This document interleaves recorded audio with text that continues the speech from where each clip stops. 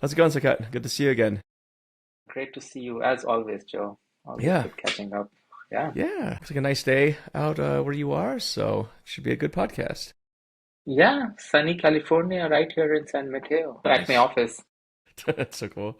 Yeah. Um, you've been on the podcast a few times. What's new? What you been up to? Yeah, I think everything these days is about data and AI. I think that at least to some extent, we feel like the conversation has been brought back into the context of data. Mm, We were so RAG agentic, MCP everything, and then it's like, wait a minute, we're trying to build, applications and these data and integrations actually, not just data, I would say integrations, including applications, documents, everything sort of becoming interesting. That whole MIT study that came out, yeah. 95% projects failing, so that's there. Yeah, quite a few things. And then I think in general, been thinking about how big enterprises are gonna either become a model company or a context company, and what Hmm. does that really mean for um, some of the innovation and so on? Yeah. Yeah. When you say model company and context company, like what do you mean? Yeah, I feel like there are companies that have really gravitated towards building the models. Of course, Anthropic, OpenAI, Google, Meta, and so on, right? So I think the rest of the companies have basically figured out that it's impossible to chase that model game, right? I mean, there's no way they're going to catch up and be a foundational model. So that's one part. So then they're like, well, if all enterprise software is kind of getting AI driven, let's say, and let's go with that, then the other thing is what you feed to the model. That's the context. So a lot of the actions that I'm seeing or observing are about like, okay, what context do I have myself? Salesforce, ServiceNow, SAP, HubSpot, and whatever, right? And then what other context needs to come in, which is relevant, so that I have a role to play, and I have my sort of play in the ecosystem. And I think that is sort of what is also driving this thing, like, hey, Slack data is no more available through an API because that's kind of my context. I own it, and I don't want others to take it because then what is my advantage, right? So I think we're getting back into that sort of a bit of the data mode or a system of record mode, so sort of thing. And then of course the OpenAIs of the world are saying, well, I'm going to do consulting for you. Give me $10 million, or I Right. don't know whatever they're charging for, and then I'll build a solution, which means I will do your context engineering because I have the model. I will do the context engineering and I'll stitch it all together wherever that context is. I think between OpenAI, Palantir, what Salesforce did with the informatic acquisition and other such motions, I feel like it's really becoming, are you that model company? Are you that context company? And I think there's this orchestration piece sort of in between, which is who's really putting it all together, right? Yeah. Yeah.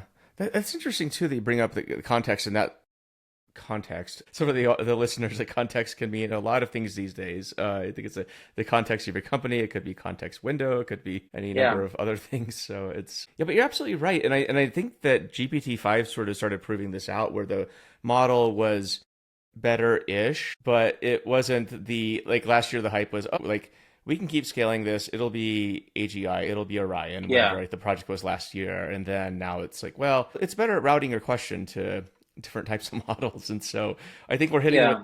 what this what I guess my point is that we're hitting at least perceivably right now some sort of upper asymptote in terms of how good these models would get with publicly available information. And so as bridging that private and public information, that is I think one of the next frontiers. That word is also overloaded. I'm sorry, frontier That models and so forth. So but A lot of overloaded words here. But no. I think what Chat GPT or OpenAI rather did with GPT-5, I think the two factors to it, right? One factor is a cost factor, I think. Like routing all your questions to an expensive model is not going to work. I mean, regardless of revenue scale, I think they Right. probably, I hope, are thinking about how to manage that part. So there's that part. And of course, you don't need, it's good to have an intelligent model router in between. I think that's fair enough to say. So I think that's certainly one part of it. The other part of it, I think, is also, um, um, I think, the conclusion to say that the transformer architecture may not be the right one ultimately to solve like the business process problem. So let me Yeah. just break that down a bit, Yeah. right? We have a generative AI model. You can talk to it, it can generate great text and poems and code and all that stuff. But then it started to do better in terms of, okay, it can do some thinking and reasoning, and it can create a planning and steps to doing an action. Okay, that's also knowledge in a way. And then when we have like, okay, I have 10 steps to paying an invoice, then I can have an agentic approach to take those actions and can connect to tools and CPU, all that stuff, right? So maybe I can run a business process in an automated, intelligent fashion. So that's been what we have been targeting towards. But maybe I think one of the question marks that I'm having is that, and I'm sure people are having in general, is given the error nature of these models, of the generative models, and you want to run a very reliable business process where there should be no error, and if the errors multiply every agent to every agent to every agent, like, then maybe it's hard to go to run like a reliable or complex business process on this approach. And maybe there's a different approach that will be needed to say, to run a simple process, like maybe a small company paying an invoice, yes, we can go agentic and solve it. But let's say it's a complex process like procurement for JP Morgan Chase. Well, that's a very complex process. And having been on the other side and sold to that procurement team, I would say that it is not straightforward, and it's complicated enough that even if you hire a smart college graduate, might need a few months of training to understand the ins and outs and do it right. So the question then sort of comes back to, will these models even be able to solve that problem? And so I think, Mm. going, back to that, will models just progress to AGI? Maybe not. And I think that's kind of what you're alluding to, is like, yeah, it's not like, and just that curve doesn't keep going up of getting better, Yeah. right? And that's what MIT paper alluded to as well. So is the impacts of generative AI in the enterprises right Yeah, now. And again, I've read only V0.1. I don't believe the entire paper is actually published yet, as far as I know. Maybe yeah, I'm wrong. But even with that, it said the biggest barriers with today's models are they're great for some simple tasks. Excellent. I'm sure you and I use them all the time for just simple tasks. But when it breaks down, it's the memory, it's the context of the organization where it fails. It can't, it's just not there yet. Right. So, and what was it? 60% of people just, or whatever the number was, ended up saying, well, we'll just do it another way. yeah. I think there may be a fallacy to some extent, sorry, on that front too, saying that, hey, model will not solve everything. Of course, it won't solve everything. Right. And I'm also saying that, by the way, the transformer approach may not actually be the right Correct. or the best approach for complex processes. Great for generative, but maybe not for complex processes. But then, to some extent, saying 95% of projects fail would be like, going back to like 1998 and saying, hey, 95% of online stores Right. are failing. But then there's not a fundamental problem to say that the internet is the cause of it. It could be like, hey, our logistics is not in the right place. There's not Right. enough consumers Yep. out there. Payments are hard to do, and shipping and store selection, and maybe even the quality of product experience that you can have online is not there. So there could be many other reasons why it's not working. Doesn't mean that the Sure. whole approach is wrong. So I would say the factors that they say are pretty normal, like to say, well, why is it failing? Because Yeah. there's a whole execution part to it. It's just not like, if people are expecting a magic that, hey, AI comes in and reads the documents, figures out your business, and starts running processes for you, and you just sit back. I think that, yeah, most of us didn't believe, or at least hope that's not the case, because we have kids who have to get a job in like 10, 15 years. Okay. There's also that. Yeah. It definitely, yeah, I think it definitely, the study did shine a good mirror on sort of the state of where we are now. And you're absolutely right. To me, it's just, this is what it is when you're in the middle of a technological um, progress right now. Like the internet back in '98, you bring that up. If you compare it to the internet of today, we couldn't be having this video conversation, right? I mean, I remember I was interning at Philips at the time, actually, and I went to the Bay. We were selling video equipment, broadcast equipment, and I can't even imagine. That stuff is very primitive compared to what we have now, right? So, but it's not like I would sit there and say, "Oh, well, the internet's doomed," obviously, because so. You live in Silicon Valley; things change all the time. I lived through that. Yeah, March 2000, I was part of a team starting an online video streaming company, and our plan was to help TV channels bring their video online. And the crash happened in a month or so after that, and we were dead in a year. And yes, there was nobody watching, or not enough people watching online video. So it was way too early, wrong place. surely. Technology wasn't there, all that stuff. But Yeah. model, foundationally, the concept is fine. And I think that's true for business process as well. I mean, there's a lot of stuff that will improve with AI, but I think the models will improve, as will the ability to execute with them, and the systems around it. And one thing I just thought of when you were saying, when you're talking about process improvements is What if you just sort of did it in reverse, actually, where you would have the AI write the code for specific business processes? If it needs to be discrete, I don't think that, for me at least, when I try out agents all the time in my business, and I don't think that they're quite there yet. But I don't know Yeah, that that's the right tool for it either. If I had something that's very process driven that can be written out, I don't want ambiguity or some sort of probability. When somebody, why don't you just reverse the question and say, well, for this process, let's start writing the code for this process and automate it that way. You could use it in reverse too, I guess. I don't know. yeah. You could So use it, and maybe there are processes that will get designed with AI first self approach, right? Which is yeah, like, hey, this is our current process. Let's try to see if AI can do it. Versus, hey, we're an AI first world. How would we define the process from yeah, scratch if it were to work with this kind of tooling around it? And that may be another way to think about it. And I think, I mean, as far as code generation, to be honest, I'm using a lot of that myself, yeah. prototyping product features. But at least in my experience, I'm more of a lovable user than a cursor user. Mm. I would say that great for prototyping, but prototyping to production as engineers, we kind of know like the last 5% is what really kills you, right? So it is there's a lot of TBD on that front, but it's great. I'm not the value is there. Like Yeah, it's I'm so there. much more productive as an idea person to say, hey, I think the product should do this, and there you go. Lovable gives me a prototype as a much better way to communicate that. That's pretty cool. Like, how are you using that something like Lovable in your day to day work at Nexla? Yeah, I mean, any product idea that I feel like, hey, maybe we should have an experience where the user can do this and that will happen. And hey, this screen is not very intuitive. And I can throw screenshots and say, well, I'm seeing this issue. I want it to be slightly different experience. And for me, it used to be work with a designer, get a prototype, communicate, write PRDs. And now it's like lovable, give me a prototype that's functional. I'll go back and forth with it and then give it to people and say, hey, go try this out. This is what I meant exactly by how your list of pipelines should show up and how you should be able to sort it and how your filtering should work and how the pipeline list should take you to monitoring reports. Well, that's the workflow I wanted. Here you go. So much easier. That's Four or super five cool. hours of back and forth with Lovable. How long Yeah. would that used to have taken? Well, work with a designer, write a PRD, have somebody do that interaction design, which is Yeah, happening in Lovable right now. And then somebody builds it, and then when they show me, I'm like, no, this is not what I wanted. I right. actually wanted something different. So I think that is the part that can be the more time-taking part. And suddenly I'm like, this is exactly what I want. And sure enough, go use the code if that's generated, if that makes sense. But that's not the primary point for me, though. That code is not the harder part, I feel like. Right. It's the getting to that precision of experience so that somebody can try that experience and say, I like it and I'll tweak it and all that stuff. I think it's great productivity improvement. What do you think the ideal experience is these days for data and AI tooling? Exactly the conversation I'm having an hour back with one of our AI engineers, right?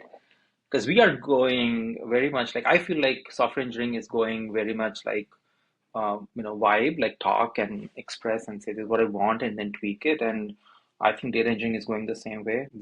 We've built something extremely powerful on that front, and we've been having some of our users try that, and they're like, "Hey, finally, democratization of data."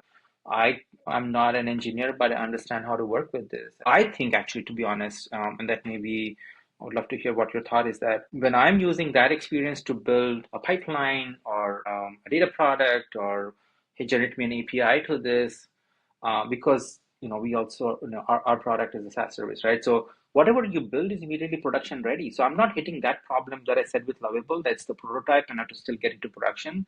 Here, everything that I'm defining, I can immediately run it. So I think that it may be extremely effective. I feel like, can I be a person in a finance team and say, hey, build me a workflow that does this, and it basically stitches together the data flow, the workflow, and I can try it out with a few, let's say with the invoice examples, throw a few invoices, see it works well, and say that's good to go. So I feel like it can have a huge impact in how you experience that.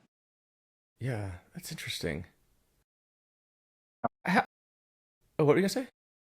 I was thinking that the part where things connect for me is the fact that while the conversation is in natural language and giving instructions, and this can be ambiguity to it. The output created by AI is reasonably deterministic. Like in Lovable, I see the screen, I see the buttons, I can click and try and say, yes, it works the right way. And if it doesn't, I can tell it, like, hey, when I click the filter button, do this action, it will go and update the code. So the fact that the output is fairly deterministic and I as a user can see that visually gives me that much more confidence that even though my conversation had a back and forth and maybe the model made a few mistakes or misunderstood a few things, I have the chance to see the final output and say that looks good enough or that's exactly what I meant. And until I get there, I can iterate with it. And I think that makes a big difference for me to say, yes, go engineer, build this in the UI now because this is exactly what I wanted. So I think that's an important part of the experience that Hmm. I'm not sure is always possible. Like when we talked about the business workflows that MIT is saying are not working, I don't know if all of those places is possible for the actual user to see the whole thing and feel confident that's the right thing. Yeah, that's interesting. Kind of zooming out for your company, are the people using AI tools like Lovable as well? Yeah, absolutely. I mean, I think it's almost like a given that people are doing that. So I think Lovable, great tool for product manager and idea people to communicate, and then Cursor, obviously a tool for engineers. I mean, I'll give you simple examples and that are obvious. Like I've been an engineer and you're new in a company, trying to understand, you're trying to fix some piece somewhere, but you don't know the full pictures. You're browsing through code, you're trying to understand, asking Cursor to explain what a big code that is new to you does. That's a great value add. Like there's no Yeah. reason not to use that, right? And sure enough, it may be off by a bit or whatever, but it's such an improvement in productivity. So there are definitely places, and I think it's important to make that judgment call of where to use it. I all would also say that especially in engineering, for example, those who don't know how to do it, when they ask Cursor, do this for me, can be extremely dangerous. Mm, When then they're saying, I don't know how to solve this problem, chat GPT or whatever Cursor generate code for me, and I'm going to assume that it works. Maybe I'll test it and put that out, but that is absolutely no. That's just like, you know, um, we used to say, don't go and copy code from Stack Overflow because you found a solution. That's no different from that in some way, right? But if you're an engineer who knows what you're trying to do and use it properly as an assistant, then I think it's a great force multiplier. So I think it's also kind of bringing up this challenge for teams to say, good or great engineer will become 10x better, but what happens to those who are not there and are not good? Do they get 10x worse maybe? Or dangerous because they spit out a whole bunch of code that they didn't understand and now it's somebody else's problem to deal with it. oh, that could happen Yeah. at very, very easy. It must have been 3 weeks ago, 4 weeks ago, whatever. But I was just vibe coding with Claude Code one night, and I picked JavaScript for everything. I'm like, let's just see. Part of my reason was JavaScript ecosystem is huge, right? So npm everything else, and I was like, let's see what this does in a few hours, right? So I just kept adding more features in, and within a couple hours, I think between the dependencies and the main source code, it was at 3.5 million lines of code. And I was like shit. Okay, Oh so my God. I was just like, do Okay. everything. Let's just see what happens. Yeah. But I was like, okay, so if I put that in production, I would have no idea what this is. I hope it works. You and I could there's not enough time in the day. We would never figure out what it is. But reading it by line, right? And obviously dependencies take up a bit of that. But it's you wouldn't even know what dependencies there were, what if the versions are correct. So there's so much complexity where I think you're absolutely right. If in the hands of somebody who's like the negative 10x engineer, it's more like the negative 10 to the ninth power x engineer. So it completely exaggerates anything that would have happened before. Because it's one thing if you write like 10 lines of crappy code, whatever, we can deal with that. If you write 10 million lines of crappy code, you inflated the problem a Yeah. ton. Code So reviews are so much harder. I don't know how you would do it. Yeah, exactly. Well, you'll use AI to do code review, so you kind of The get AI in to that fix whole that cycle. one. Yeah, yeah, Yeah. yeah. What do you think of that actually? What do you think of the AI is reviewing the other AI and Man, I know. That's what I say that, when does the error rate, which is say, 0.1%, starts to multiply because AI over AI over AI over AI, and then, your error rate has actually increased. And is that acceptable, sort of hmm, thing? But I'm not to sort of dismiss the idea. I think code reviews with yeah, AI are also extremely useful. Again, I think you cannot be a modern engineering team and refuse to use that. But again, you need to right. know what you're using. I give the example of the knife is a great tool and you can do amazing stuff with it if you're in the kitchen, but then you can also hurt yourself with that. So it's kind of like that now, in a way. Oh yeah. Well, the knife became a chainsaw. Yeah, it's interesting. Yeah, what are your thoughts on sort of the future of data engineering with a lot of the AI tooling and capabilities out there? I think so. I think one of the things that I feel is changing, right, fundamentally, and I would love your thoughts on this, is that I think that when analytics was the primary function of data, or like the primary deliverable, then you're saying, hey, I want these dashboards or whatever, right? And for these dashboards, this is the data I really care about. So you're basically going very specific to what data you care about, even though there may be a ton of data in the business that you're just capturing, I'll use it someday kind of thing. I think that analytics itself is going to become a sub-function of AI in the sense that you ask an AI to say, go analyze this, dashboard me, and whatnot, right? But in the AI world, you're not saying this is the data I care about. Your ideal goal in an AI world is everything is available. AI, you go figure out what is useful and take advantage of that. And I think what it changes for data engineering is that where data engineering would focus on specific pipelines that are serving specific dashboards, not everything is to be data engineered, if you will, because everything could be used by AI effectively. As long as it's available, it can access it, it can probably take advantage of that. So I think that fundamentally explodes the function in a way of what needs to be delivered because the consumer has changed from a dashboard to an AI, right? And I think that means that data engineering therefore expands in what it should support and handle in that sense, right? But then that also means that you would need more AI assisted ways of doing data engineering because the 80-90% you want to be able to do pretty much AI. Like, I would say, hey, I want to have my data in this order system. I want this data in my warehouse. You don't want to write or click or anything for that. Just give it a whole bunch of tasks and it can do that. But then there are complex problems in data engineering that are non-trivial. You're dealing with, maybe your multiple ERPs and trying to get the common data out of them and, answer. So then you do need that engineering. And you're also thinking like, hey, I can't make, a million real-time calls to my legacy ERP. It'll die. So now need to think about how to architect my system.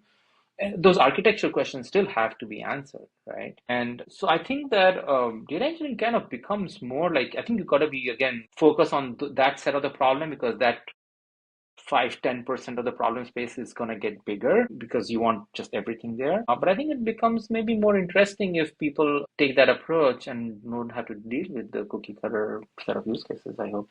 Yeah, I agree with that. It's something I've been thinking a lot about. It's something I've been speaking about as well as sort of. I feel like the reset button has been hit on a lot of industries, right? And it's also a chance to reinvent sort of what the field could be and the possibilities of it. And this is what I tell a lot of junior people is you're coming up in a world where everybody is sort of starting back at the same starting line again. Some people can obviously run faster because they're better athletes or whatever, but like we're all at the same starting line. So how are you going to position yourself is what I tell a lot of engineers. So, the fundamentals, master those. You still need to know what good looks like. You still need to understand architecture, I think actually to a better degree than you used to.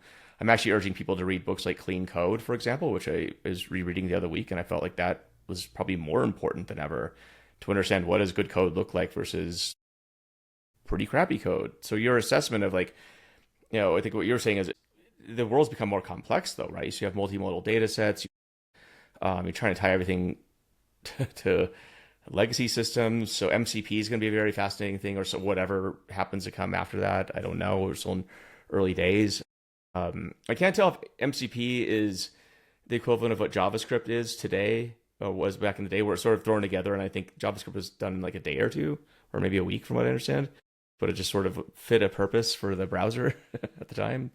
MCP is like it's basically a rehash of the API line with a Yeah, nice wrapper to it. So models can understand it, but I think we are still version one of that. It's it in feels my like it. experience and what we have been trying to push it is not very scalable yet. So we try to solve it actually with an MCP orchestration layer, which Mm, helps, by the way. yeah, but I think what's also changing because of this is I think back to the importance of the metadata and big time. really the importance of semantics has that surfaced up like okay, you want the model to be able to understand what is this connector, what is this data, what's what does whatever mean, and be able to take advantage of that in a knowledgeable way, because now it's also maybe reading a few documents and connecting to some data, and if you had data without the semantics, it would be hard. So I think that definitely brings that thing back into importance. Like, it's not as much about the knowledge part becomes important as much as Yeah. about documents and process as about the data itself, I would say.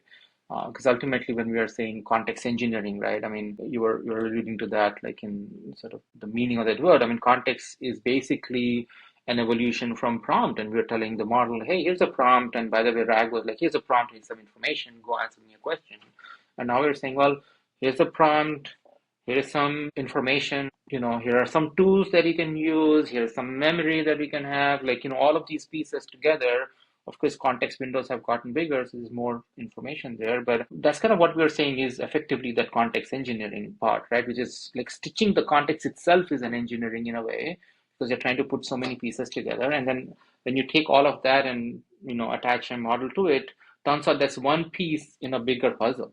And there are many such pieces that have to now interact with each other, right? So yeah, I think semantics or semantic layer becomes important. I would love to chat with you about maybe graph databases also, because I've been seeing Oh, I some was just interesting about to stuff mention there. graphs. Yeah, Yeah. it's funny. I was just talking to Ole Olsen Bagno just recently about this. He just finished his book on fundamentals of metadata management, and I told him, Mm-hmm. look, it's funny that all the stuff in the library sciences and knowledge field are now becoming front and center here.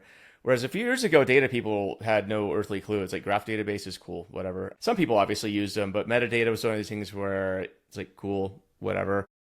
Now it's front and center, right? Like this is what's going to tie things together. A fascinating thing I've been doing as well, which I don't know if you've done, was ask if you ask AIs, and pick any of your AIs, ChatGPT, Gemini, Claude, whatever, ask it about the data model and the infrastructure it would build for itself if it were to build things from the ground up. It's fascinating. It's like I want a real time graph and semantic layer where agents can discover data, can operate on it, put that back in the graph, put it back in the semantic layer, any new derivations of it. And that's a really fascinating thing where I was like, yep, that makes sense. But you ask all three of them, and it's pretty much the same answer, which is very fascinating Okay. too. Right. So it's not just one. So somehow they've all make them sound like people. This is what it appears would be if you give it the prompt. This is what it appears to be what they'd want, which is very interesting. So I can't tell if it's like. But then the other question is, well, if you can write the code to do this, then why don't you just go build this yourself? So that's me True. talking to Yeah. the AI. I'm like you can obviously write a lot of code. Like what's to stop this? But Self-feeding AI, and that's how you get to AGI, I guess.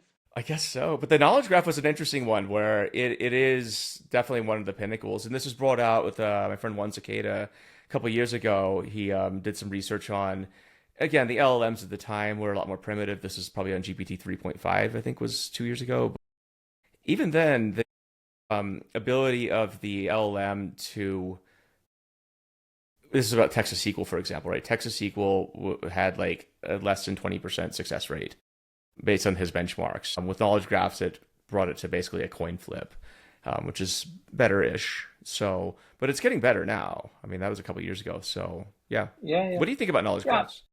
yeah, yeah. I mean, just to wrap up on text to SQL, by the way, I mean,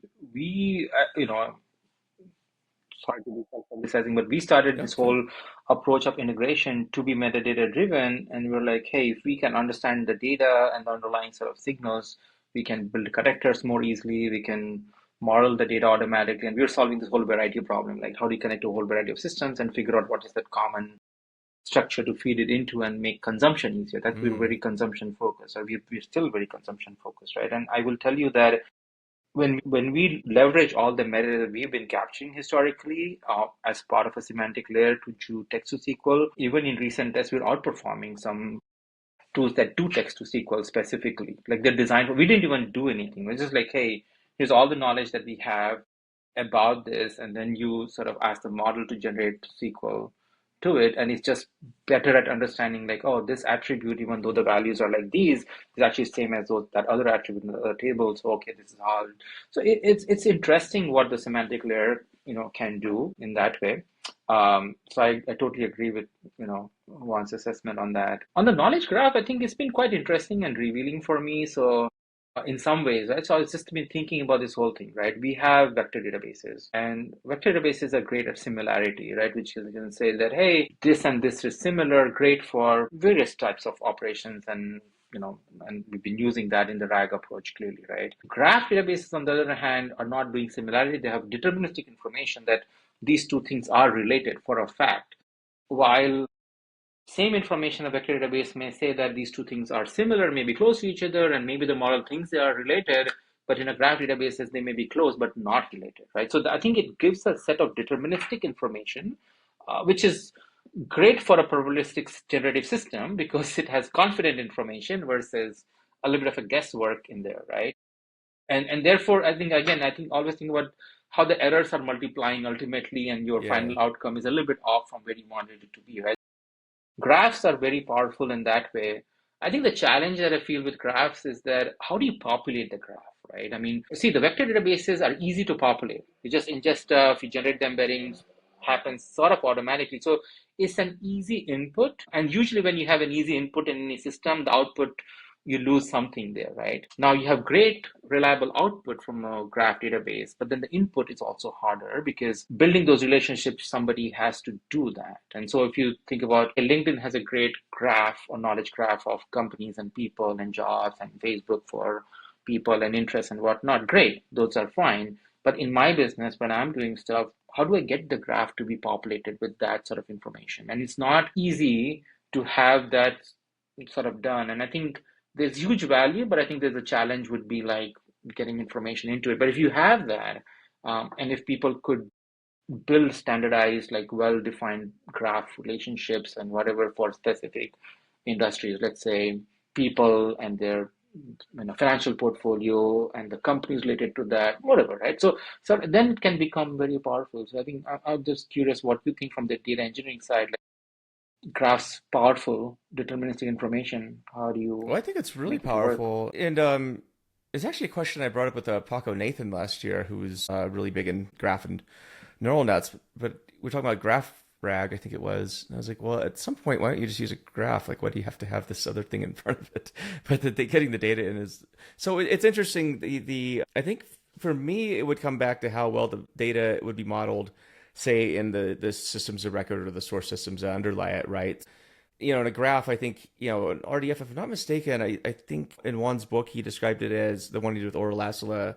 I can't remember if it was fifth or sixth normal form would be the subject predicate object mapping with RDF, but like to me, that would indicate that the data would need to be at least well formed under the hood if you're going to translate that into a graph, right? Because otherwise, and you know this, most data sets are they contain a lot of duplicates, a lot of redundant information, and so forth. So that would need to be cleaned up, right? But again, it's for full disclosure, graphs are not my area of expertise either. So it's one of those things where I'm just, um, you know, probably shooting a bit more from the hip than I usually do. But I think that that's going to be one of the challenges, at least from what I hear from people working on this stuff. Is Hmm. the data underneath has always been sort of the problem with this. But who knows? Maybe AI can help with it. I don't know. Yeah, yeah, maybe I can help. And the other thing I've been thinking actually interestingly on that front was that, well, does this create a new sort of a data monetization opportunity? Mm, So, for example, hey, my previous startup was in the ad tech real-time bidding business and yeah. huge amounts of data, right? And like you could be an ad tech company and you have built an interest graph of people by just observing billions of ads you have served and what people see and click and don't click. Your business has a certain economics to it, and now you've technically created a graph out of that, people and their interests and what they engage and not, and stuff like that. And does that now become a highly valuable, rather monetizable entity that another company could probably again say that, hey, I can benefit from that sort of graph in my model training or my model inference, and that can help me get more deterministic outcomes. So I on one hand, yeah, maybe the AI can help with this, but then on the other hand, I was thinking like, hey, is there a business model there for some people? Yeah. Yeah, absolutely. But it is, I think, an interesting observation that we are converging towards graph as being sort of one of the centers of the universe for organizations, whereas in the past this wasn't uh, really wasn't the case. Like it felt like the graph Yeah, industry yeah. was sort of off on the side, like, hey, we're over here, and be like, yeah, I see you. Yeah, Yep. it was cool technology, and then okay, fine. Like, what do you do with it? Kind of question. Yes, Facebook has a big graph, great, and that's kind of what was the trigger. I mean, Facebook started talking about graph and graph APIs and stuff. I think companies came up to say, oh yeah, we're going to build a graph database, and it was always looking for a solution or a technology looking for a problem to solve. Yeah. And I think when initially RAG came out and vector database, I was like, that sort of does it. I didn't even, for the first time, to be honest, I didn't fully grok like what graph RAG is and why would it be Mm. helpful. And then as I've thought more about it, I'm like, in a non-deterministic probabilistic model world, this is one piece that gives a deterministic info piece of information that is otherwise not captured in a relational database or somewhere, and that has value to it. It's hard to capture that value, but for those who do it, it can be highly useful. I think how that goes is in the final measures of what creates value. Yeah. Is that something you're thinking of from an offering standpoint then, in terms of like equipping companies to move more into graphs, or I guess Yeah, any I related think technologies? yeah, I think we definitely see in our world a lot of data that we plug into, which I think can naturally nicely fit into graphs. For us, part of the job that we do as a kind of a data engineering platform is can we wire the data into the right graph, and where people may not have even thought about, like, hey, I have, and this we see across industries, like I have product data feeds, I have inventory data feeds, I have stores, I have you know product descriptions and nutrition, and yes, that can actually be, let's say, mapped into a graph, and it can feed into AI. So I think there are cases where information could have been mapped into a graph, but we didn't know what exactly to do with that. Like, that'll be cool, but what problem am I solving? And those are the cases. So from our perspective, it's always about providing the necessary wiring into that, both for getting the data into it and also for retrieval purposes, right? And then making it all part of the sort of the data product library that you end up with, that you can go find and use. And more, I think we're getting into this sort of agentic approach where Mm. you don't have to tell us from a retrieval perspective or AI, like, hey, here's a question. What does a user have access to? What is relevant? That's something we're able to do. That's what I was talking about, the MCP orchestration layer, right?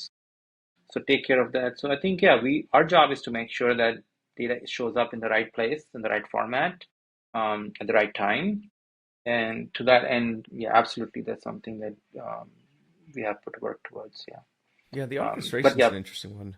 Like I think we talked about BI earlier, and I have been checking out quite a few of the MCP offerings, especially from BI vendors, and I think that's interesting because it feels like how do I put this? The interface starts disappearing in some ways, right? yeah, So I mean, I can just use my Claude desktop app, and so the biggest question I had, and I have a question for you, is what do you think these interfaces do to SaaS apps and SaaS companies? Because it feels like MCP is sort of behind the scene doing everything for me, and I can just yeah. I chat mean, from there. I can't wait for that whole world where, I think some of these questions came up from that Satya Nadella interview, right? Where he said, well, SaaS is kind of just, a CRUD operation and a UI kind of, basically, right? He kind of put that. And at that time, I was thinking, like, what does that really mean? I would say that, well, I think it changes the interface in such a way for BI tools. I feel like a lot of the old BI tools might just, again, that's another thing that's going to get reinvented. It's already happening. I've seen amazingly cool demos of just sit on a prompt and ask questions and get the insights, and also it visualizes it for you. It's not like you're losing the visualization, and then the visualization is shareable with the insights and all that cool stuff is there, right? So I think for SaaS apps it goes the same way. Like, I wish I didn't have to pay for that expensive CRM, and you would just Totally. capture data from all these different places and hold it, and then when I ask it questions about what's happening to business and stuff like that, it can just answer the question. So yeah, I feel like, why do I need uh, a UI which has 50 form fields that salespeople hate to fill in, and then I go in and my job is to basically query that form field to get data in one way, and then create another report to get the data kind of pivoted in a different way. And it's painful for me, it's painful for the salesperson, and maybe we don't need any of that. All we all that sales information is in a call recording, it's in an email, Yeah. it's in some other sort of query some database and find how many employees in a company, how much is the revenue. Like all of that stuff is out there. So yeah, I hope some of the SaaS apps become easier in that way. Like there's a function to serve, but I don't need to deal with that user interface from 2000s or whatever. Yeah. I kind I of don't know something. What's that? what's your thought? I mean, it's interesting, and one thing I published online, it was, I was just able to ask, it's like, just give me a market segmentation of this data. Just let me see what it is. And I guess it did a good job. I mean, you're just vibing at that point, though, because if you understand the underlying data, I think you'd know if it's Yeah. right or wrong. But that's so I think that it's wildly popular. What I feel is the integrations between tools is still feels a bit half baked in terms of I have an MCP here that needs to talk to MCP over here that might need to talk to MCP over here. Like that whole chain of custody still feels a bit brittle, and I can't tell if it's because of the rate limiting, say that Claude would do, for example, because it certainly does it. But I noticed that the connections will just randomly shut off, like, well, can't finish it, sorry, but try Hmm. again later. So I feel like that's one of the things I've been thinking about for data engineers and engineers in general is we're entering an age of basically being custodians of tokens. And I noticed this the first time I noticed this when I was in Claude Code, and I typed ls because I thought I was in the other Uh-huh. terminal, but Yeah, typed yeah. ls in the Claude, and I was like, "You dummy!" And that's like, "Oh, I'll just use like 1,000 tokens or whatever on this." It's like, damn it, really? Okay. So then it was like, okay, so I can do things the old school way, where it doesn't cost me any tokens, or because every command now could seemingly cost you a bit. Yeah. I think the friction of working with applications that are built for a human first sort of interaction, and then you're trying to fit AI into that, there is certainly that friction. And the parallel I think about is the whole world of robots, right? And it's Mm, like, hey, why are we building robots with like two legs and two hands? Like, if you had to build a robot, I mean, a bipedal sort of entity is very hard to balance. And why are we teaching all those complex things? I mean, robots could just have wheels and stuff, right? Or whatever, right? It doesn't have to go the same model as the human body. But then it turns out that a lot of entities are created for the human body, like the stairs and the tools. So if you want a robot to coexist in the human world seamlessly, it has to probably take the same form or a very similar form to work in it, right? And therefore, now the AI has, if you take the parallel to the world of apps and AI, it has to live in a world that was designed for human use. And if AI cannot be so perfect that can just do everything, then humans will be in the loop. And as long as humans are in the loop, you have to have an interface that humans can interact with, which means that AI has to fit itself into that interface. And it may not be perfect for if you have to do everything from scratch and it's all AI only, right? So I feel like that will coexist because of the nature of needing the human in the loop. And because you need the human in the loop, those interfaces will have that clunkiness for human friendliness. And then AI might trip on it unless AI gets that sort of AGI or whatever or new right. model so that it naturally kind of works with the interfaces that are built for humans, right? Hmm. I know, maybe a Yeah. roundabout logic, I don't know if that makes sense, but No, it makes sense for sure. Yeah, it's something I think a lot about. Just this, I have kids too, so I kind of wonder like what the interfaces are they're going to be working with, assuming they're working in the future. But yeah. yeah, it's interesting. I just feel like we're all, I've said this in other talks, but I feel like collectively, everyone who works in our field, we're staring into the void, sort of wondering, okay, it's like, what is this? What do the interfaces look like? What is I'm like, well, we can all, I guess, design it, I suppose, and make it happen. I mean, it's Yeah. so it's fun. I guess if we approach it from that mindset, because otherwise you're just kind of sitting there helplessly, at least in my opinion. Like, I don't know what's going to happen, no idea. So, Yeah, yeah. No, I think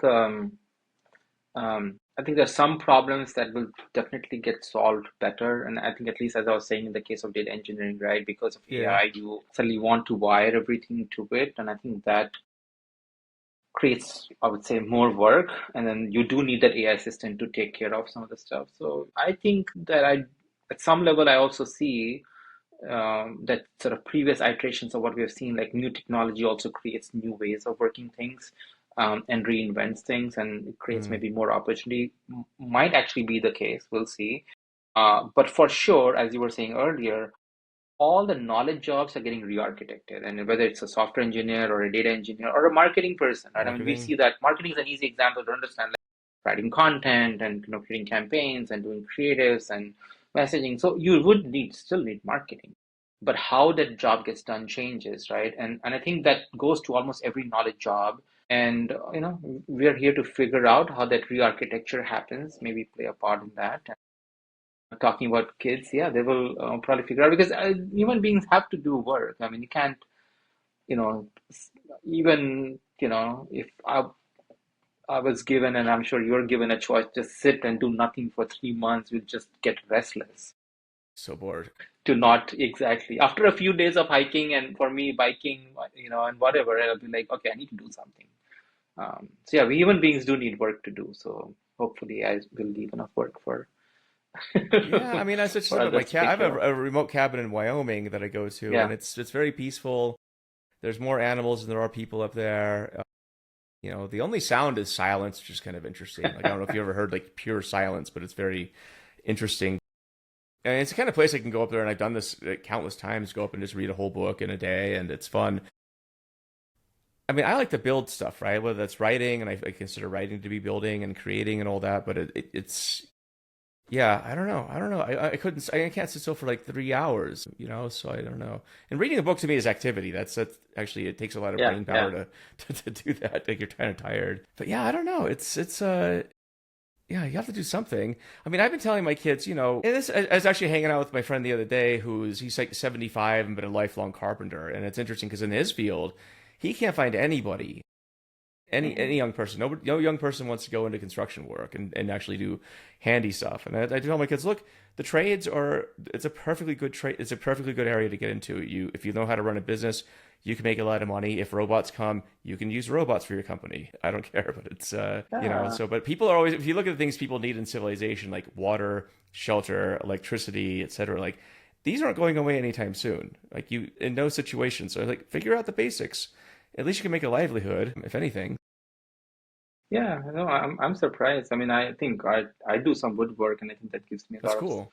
personal satisfaction when I get a chance. Time is not easy to get by, and Sure. my kid in middle school, they have this wheel where they try different sort of vocations, sewing and carpentry and design tech and whatnot. And he ended up doing this carpentry or design tech thing like multiple times because he just enjoyed it so much, and they could go to the lab and build stuff. So I think there's a natural satisfaction. Nobody's paying you for that, but there is a Yeah. creative satisfaction in building stuff and holding it in your hand, which is not that different, I feel like, from writing code and building an application and using it and saying, yeah, it does what I was trying to do. My early career, or much of it, was at NVIDIA in the world, because I was like the world of gaming. Mm. You build stuff and you see it and you enjoy it. Yeah, That's super cool. that's not gonna be taken away. No, no. If anything, I think we're going to be in an era of abundance where we can do more of it. So that should be That's what awesome. I'm doing with Lovable, building more prototypes quickly. That's so cool.